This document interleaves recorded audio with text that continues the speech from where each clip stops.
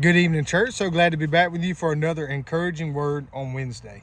Can't wait to see all of you tonight at 6:30 at our ice cream social we're having tonight. Going to be fellowshipping together, spending some time together.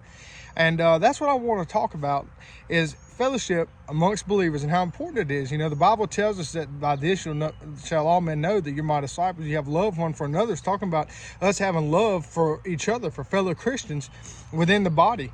And so we've got to be able to love each other before we can ever be effective in reaching lost people for the gospel. How can we show lost people the love that Christ has for them if we can't even show that to one another? And so that's why it's so important for us to do things like tonight. Though we're going to be eating ice cream, yeah, that's great, but we're going to be more importantly spending time together and being helping grow the unity in the body of Christ. So that is a very important deal.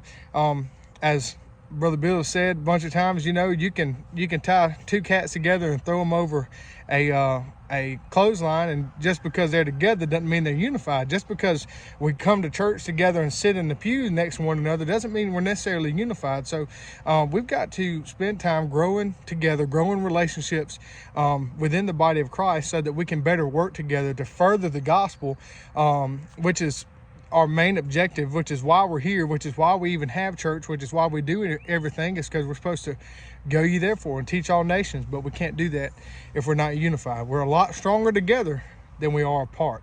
So that's why it's so important for us to have these fellowship events and stuff like that for us to grow together. So can't wait to see all of you tonight at 6:30. We're going to be fellowshipping together and growing our unity in the body of Christ. I love you guys, and I cannot wait to see you tonight. We'll see you then.